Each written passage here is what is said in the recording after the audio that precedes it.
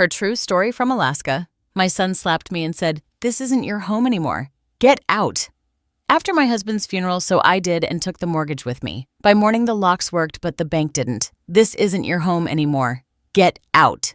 The words hit harder than the slap that followed. My son's hand cracked across my face with a force I never imagined he was capable of. Not physically and certainly not emotionally, not toward me. But there it was in the living room. Not 5 feet from his casket where his father still lay surrounded by wilting lies and the low murmur of mourning relatives. My face burned not just from the impact but from the betrayal. I said it clearly, didn't I? Get out. He seethed, his voice no longer recognizable. It was cold, calculated. Behind him stood his wife, arms crossed, chin tilted up, a slight smirk playing on her lips. She had always thought the house was hers. She had always treated me like a temporary guest in my own home.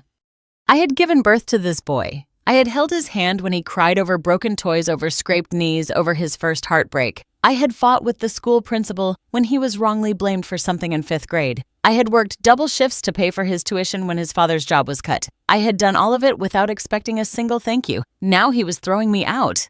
I didn't cry. I couldn't. The shock had built a wall inside me so thick that no tear could escape. I looked him straight in the eyes. He couldn't hold the stare for long. But I could, because I wasn't just a grieving widow or a disrespected mother in that moment. I was something steadier, something older, something he had underestimated. I turned. I didn't say a word. My suitcase was still in the corner of the hallway, barely unpacked from the hospital visit a week ago. My husband's final stay. I pulled it toward the door. My steps quiet on the hardwood floor we'd laid down together 37 years ago. I didn't take everything. Not my photo albums, not the ceramic angel from my mother, not even my favorite quilt, but I did take something they'd regret losing. I took the mortgage. The cold air slapped me again as I stepped outside, but it was kinder than my own son's hand. The sky was gray and snow had just begun to fall in soft drifting flakes. It clung to the folds of my black coat, but I didn't brush it away. It made me feel real alive. I walked down the driveway past the car my husband and I had paid off together, past the roses we planted on our 20th anniversary, past the wind chimes that used to sing when Andrew came home from school. No one followed me. No one stopped me, not even him. At the corner, I pulled out my phone and called for a taxi. While I waited, I sat on the bench outside the gas station. The teenage clerk inside peered through the window and came out. "Ma'am, are you okay?" he asked. I had baked him cookies one Christmas years ago. "I'm fine," I lied. "Just waiting for a ride." "Do you want to wait inside where it's warm?" I nodded. He didn't ask more. He didn't stare at the bruising that was already blooming across my cheek. The motel room smelled of bleach and sadness, but the heater worked and the bed was clean. The receptionist didn't ask questions. She offered me a cup of tea and a blanket. I declined both. I stared at the ceiling for hours. I could still feel the sting, not from the slap but from his words. "This isn't your home anymore." I had scrubbed every inch of that house, paid half of it, cooked in it, prayed in it, fought for it.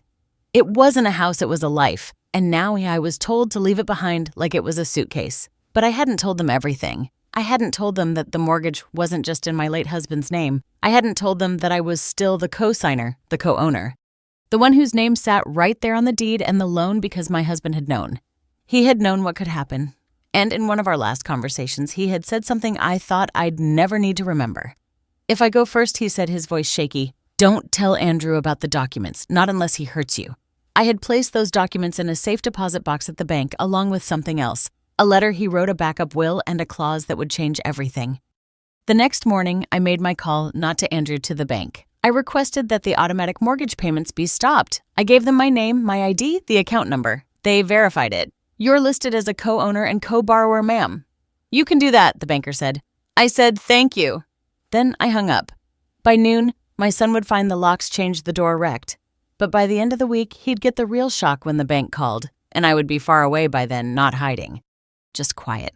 I had spent my whole life being quiet. Now it was my silence that would speak the loudest. That house didn't fall from the sky. It wasn't some gift. It was built brick by brick, check by check, sacrifice by sacrifice. In 1987, when the snow fell heavier than usual and heating bills nearly ruined us, my husband and I signed the first mortgage papers. I still remember the ink smudging slightly from my nervous hands. I had insisted on being a co-owner, not because I didn't trust him, but because his credit at the time was a mess. He had just closed a failed auto repair business, and the banks had turned him away more than once. But I had steady work. For over a decade, I'd been a medical clerk at the local clinic. Reliable income, clean credit. My name opened the door. My name got us the loan. And so, my name went on the deed. We didn't talk about it much after that. He was proud but quiet about the arrangement. Still, when we planted our first hydrangeas in the front yard, he whispered, "We built this together, you and me." And we did. Every month we paid on time. Sometimes we skipped dinners out or Christmas presents. Sometimes we patched holes in the roof ourselves with duct tape and determination, but we never missed a payment. The bank sent statements in both our names. The mailbox always knew we were equals. But when my husband fell ill in 2012, everything changed. Suddenly, the strong man who once lifted me over puddles now struggled to lift a coffee mug. Medical bills mounted. Insurance barely scratched the surface. He couldn't work anymore. And Social Security was slow and stingy. So I took on more hours at the clinic, switched to night shifts, learned how to stretch a week's groceries from 2 bags. I even cleaned houses on weekends wearing gloves to hide my cracked knuckles. But I never complained. Not to him and never to Andrew. Because Andrew had just started his own family. He was trying to build something too. I didn't want to burden him. I told him we were doing just fine, even when I counted pennies to fill the gas tank. When he asked why I looked tired all the time, I smiled and blamed it on age. He never asked more. And maybe that was my mistake. Maybe if I had let him see truly somewhat I was doing, he might have respected me more. Or maybe not. Maybe it wouldn't have changed anything at all. But I chose silence. I chose to protect him from the weight of what I carried.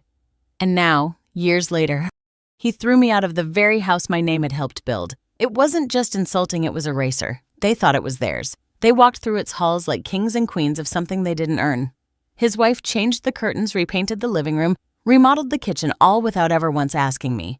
She said it was her domain. I let her believe that. I didn't want to fight. I just wanted peace in my final years. I thought if I gave them space, they would give me respect. Instead, they gave me orders. I remember one evening, just a few months ago, I was dusting the bookshelf when she said, "You really should ask before touching things. We're trying to keep the aesthetic consistent." It was my bookshelf, my books. Even the shelf had been built by my husband's hands. I went back to my room, shut the door, and cried quietly for the first time in a long time. Not because of her words, but because I saw what was coming. She was rewriting the narrative, and Andrew let her. He started calling at their house in conversations, stopped asking for my opinion, treated me like an extended guest, tolerated but not welcomed. I watched it all silently. I didn't push back. I didn't wave around documents or make scenes. But I never threw anything away. Every mortgage document, every payment slip, every copy of the deed, I kept them in a neat manila folder in my bottom drawer. And when my husband died, I took that folder and placed it in a safe deposit box at the bank along with a backup copy of his will and a letter he left for me just in case. I had protected Andrew his whole life, but I had protected myself too. Now, when they slammed that door in my face, they thought they were finally in control. They didn't know the history. They didn't know the house wasn't just wood and drywall and paint. It was names on paper. And one of those names was still mine. A week before he died, my husband called me into the bedroom while Andrew and his wife were out buying groceries. He was lying in bed thinner than I had ever seen him, the curve of his bones showing through his flannel pajama top, but his eyes were sharp, sharper than they'd been in weeks. "Come sit," he said, patting the edge of the mattress. I sat. He reached into the drawer beside the bed and pulled out a small brown envelope. "Don't open it now," he said, placing it in my hands. "And don't tell Andrew it exists. Not unless he trailed off coughing. Not unless what I asked gently." He looked at me for a long moment, then said, "Not unless he hurts you." I stared at him confused. "What do you mean, hurts me? I mean..." He paused, collecting his breath. "I've seen how he speaks to you sometimes, the way she treats you, and he lets her." I swallowed hard. I didn't want to talk about that. Not with him in this condition. Not now. "You're overthinking," I whispered. "He's just stressed." But my husband shook his head. "Oh, you've been too generous with your forgiveness." That's why I had the papers drafted. I had the lawyer include something just in case. Because if I go before you and they turn on you, I want you protected. I tightened my grip on the envelope. "What's in here? A second will, a supplemental clause. It's notarized. It's legal. If Andrew ever insults, abuses, or evicts you from this home, he loses all claim. Every penny, every title, every right." My hands trembled. He continued, "I didn't want it to come to that, but I needed to know that if I'm not around, you still have some control, some justice." I nodded, eyes burning. I leaned forward and kissed his forehead. "Thank you," I said, voice breaking. "But I hope I never have to use it." He smiled faintly. "Me too." He died 5 days later. The funeral was simple, cold, quick. His friends came, some old colleagues. Andrew barely said 2 words during the service. His wife made herself the center of attention, sobbing loudest, even though she'd only known him 10 years. I kept my silence. I clutched the folded flag and the last photograph we had taken together, and I held the unopened letter in my coat pocket. I went to the bank the next morning. The woman at the front desk recognized me. Her name tag read, Melinda. "Safe deposit box?" she asked kindly.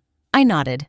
"Box 221 under Eileen Carter." She verified my ID, handed me the key, and led me to the private room. I opened the box and placed the letter inside, along with the supplemental will, a USB stick with scanned mortgage documents, and a copy of our original title. I labeled it in case of emergency. Then I locked it all away. I didn't want to think about it again. I didn't want to imagine a version of the world where my son would make me need it. But now that version had arrived. 3 days after the slap, I returned to the bank. Melinda wasn't there. A new clerk helped me, a young man who looked barely 20 but spoke with care. In need of access, he asked. "Yes," I said. "Box 221.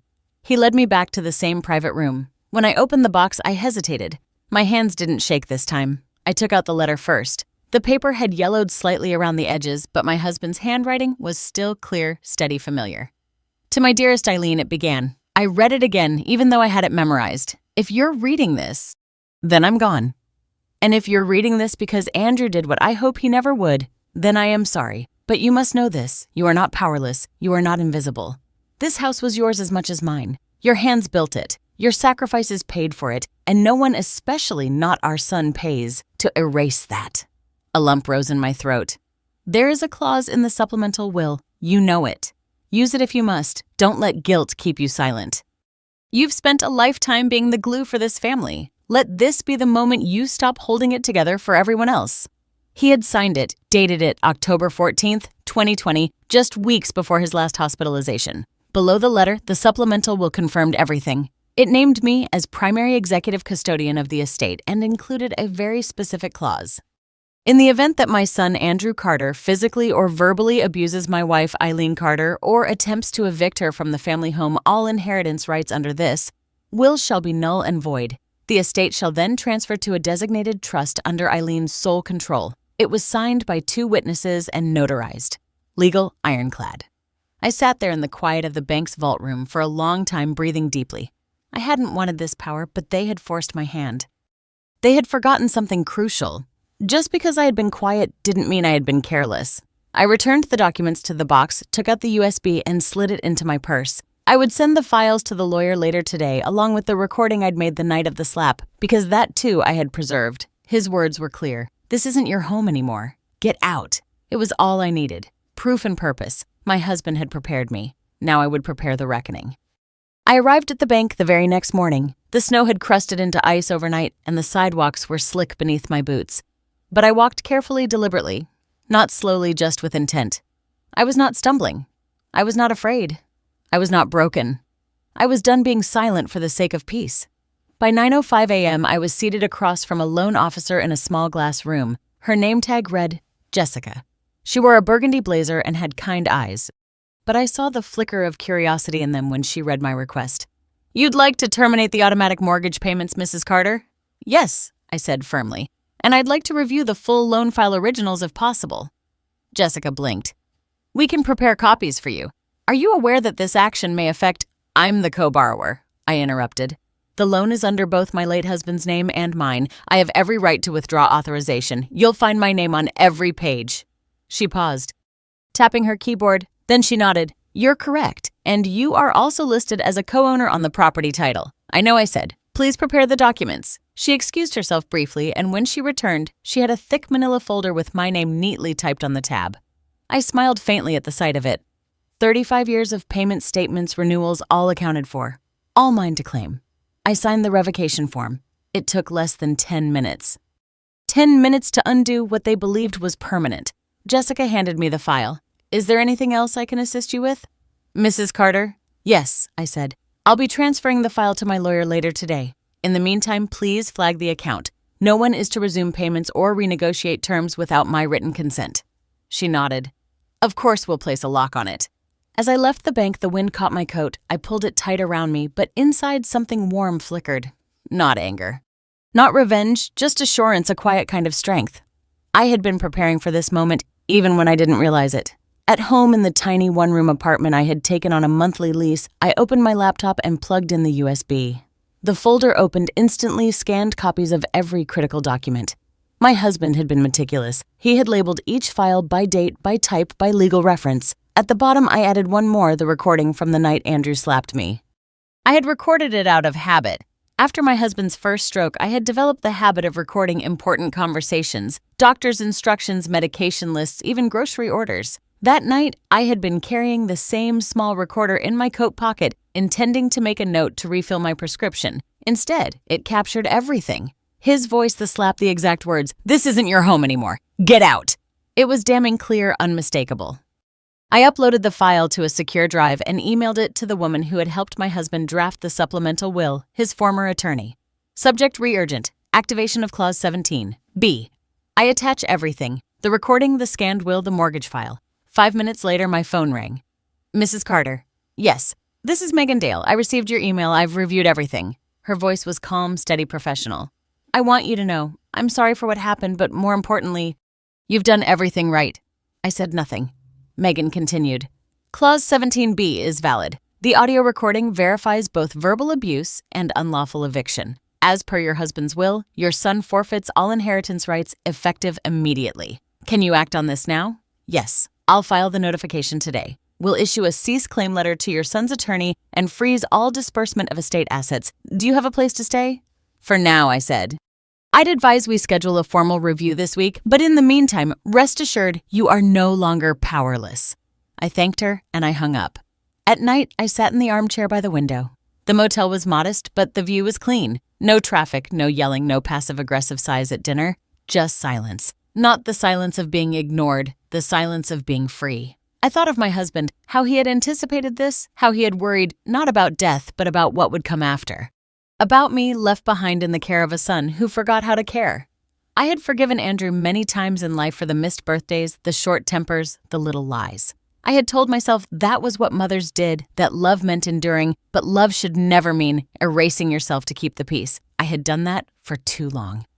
The next day, Megan filed the necessary documents. The court issued a preliminary freeze on the estate. My son would be notified within 48 hours. At the same time the bank processed my mortgage suspension, the system would flag any future payments as unauthorized. In the language of finance and law, I had become a wall, a legal, financial, and emotional wall that Andrew could no longer scale. I didn't call him. I didn't warn him. I simply acted silently, precisely because the most powerful thing a woman can do is remember everything they forgot she knew. The first time I saw it was through someone else's phone. I was at the pharmacy waiting for my prescription when the young woman behind the counter who used to babysit my neighbor's twins showed me a post. Mrs. Carter, I didn't know you moved out. Your daughter-in-law's been posting about the renovations. I stared at the screen. There it was, a bright staged photo of the living room where my husband and I had once danced on our 25th anniversary. Now, stripped bare, new flooring, white and gold curtains, a cream leather sectional caption, fresh start. Goodbye to the darkness. Hello to our forever home. Darkness, that's what she called me. I nodded politely, took my bag, and walked back to my apartment without saying a word. But in my chest, something began to settle. Not anger, not sadness. It was the strange, bitter taste of clarity. They truly believed they had won. They thought I had slinked away like an old coat they had finally donated. Outdated, no longer useful. They had no idea what was coming. The photos kept coming. Their kitchen remodel, their new mattress, a chandelier in the hallway finally. Ours, the captions read. She posted a boomerang video of Andrew hanging a framed sign that said, "Love lives here." They were nesting, boasting, inviting friends over for wine nights and shuttery boards served on the dining table my husband built with his own hands. And through it all, not one message, not one call, not even a thank you for the decades I had poured into those walls. But then, exactly 31 days after I terminated the mortgage payments, the notice went out. The bank officiant, as always, sent a formal letter to the primary address on file. Subject default notice, Carter residence. Due to the co-borrower's revocation of payment authorization and failure to meet scheduled obligations, the mortgage is in breach of contract. If not resolved within 15 business days, the property will be marked for foreclosure and repossession. I didn't have to be there to see their faces. But I imagined it clearly. The silence as the envelope was opened, the disbelief turning to confusion, the frantic scan for a mistake, the quick turn to anger. Then the dawning horror because they didn't know. They had never read the fine print. They'd assumed I was just an old woman with no teeth left to bite. But I was the teeth. I was the signature. I was the name beside their dream, and now I was the reason it was unraveling. Andrew called that evening. His name appeared on my phone for the first time in over a month. For a moment I considered letting it ring, but I wanted to hear it. Just once I answered. His voice was hoarse, not angry yet, just confused. Small. Mom. I said nothing. I don't understand. We got this letter about the house, something about a foreclosure. What's going on? Silence. Did you do something to the payments? I waited 3 full seconds. Then I answered slowly. Yeah. Another pause. Why? His voice cracked. Why would you do that? We're going to lose the house. I didn't respond. Mom, please, he continued. And now he was crying. I could hear it. The heavy, uneven breath of a man who had only just realized he was fallible. We didn't mean it. It was just emotions were high after Dad's funeral. We weren't thinking. You weren't thinking. That's what they always said when they wanted to erase a choice they had already made. Please, he whispered. We can fix this. Just tell the bank it was a mistake. Restart the payments. We can talk. We can figure something out. I closed my eyes. This was the same voice that had ordered me out, that had stood silent while his wife stripped my life from the walls and painted over it in beige. I can't, I said simply, but it's your house too. No, I interrupted, calm as glass. You told me it wasn't. Remember silence. I didn't wait for a reply. I pressed the red button and ended the call. Then I blocked his number. I sat by the window that night, listening to the hum of traffic outside. I drank a cup of chamomile tea and pulled the blanket over my lap. There was no satisfaction in hurting him, but there was peace in protecting myself. They had thought they'd won, but they never even knew the rules. I arrived late on purpose. The family meeting was already underway in the living room of my sister-in-law's house, neutral ground as they called it. A long table had been set, coffee brewed. Plates of lemon cookies laid out like we were gathering for a garden party rather than an execution. Andrew sat at the head of the table next to his wife, who wore a pale pink blazer and a smile like porcelain, fragile and fake. When I opened the door, all conversations stopped. I didn't apologize for being late. I didn't greet anyone. I walked in with my tote bag over one shoulder, coat still on, boots wet with melting snow. I made no excuses and gave no explanations. I simply walked to the center of the room, set the tote down, and began laying out what I had brought. 1, 2, 3, 4. Each item placed carefully on the table. The original will, the supplemental will, the USB with the audio recording, a notarized copy of the mortgage agreement. No one said a word as I sat down across from Andrew. His eyes were already wide. His wife's fingers tightened around the edge of her chair. I folded my hands in my lap and looked to Megan, my lawyer, who had arrived 15 minutes before me. Per my request, she stood. Thank you everyone for coming, she said, her tone calm and professional. I represent Mrs. Eileen Carter, widow of the late Mr. Thomas Carter. The purpose of this meeting is to formally disclose the legal updates pertaining to the estate of Mr. Carter. Andrew raised a hand, already flustered. Wait, why is this happening now? I thought everything was already. Megan didn't blink. Please allow me to finish. He shut his mouth. She picked up the supplemental will. This document, signed and notarized in 2020, includes a clause 17B that specifically states, should the heir, Andrew Carter, engage in any verbal abuse, physical harm, or forceful eviction of Mrs. Eileen Carter, all inheritance rights shall be immediately revoked. Gasps rippled through the room. A cousin whispered, eviction. Megan nodded.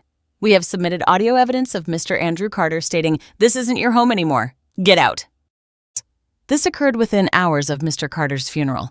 Andrew stood suddenly, knocking his chair back that was taken out of context. Megan calmly reached into the bag and pulled out a small speaker. She pressed play.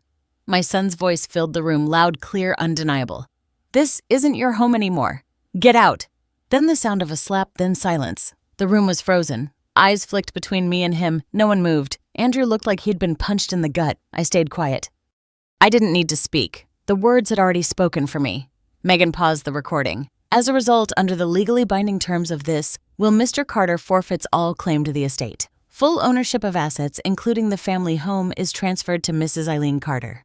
She turned to me. You may choose to enforce this or seek negotiation. The law is entirely in your favor. I looked around the table. The aunts and uncles who had stayed silent when I was pushed out. The cousins who hadn't called, the same family who had always seen me as a background character in my own story. Now they saw me. Now they listened. Andrew sat back down, trembling. Mom, please, he whispered. I didn't mean it. I was grieving. I was upset. You know me.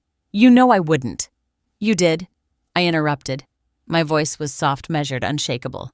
You did it in front of your wife, in front of your father's body, and you didn't stop there. You changed the locks.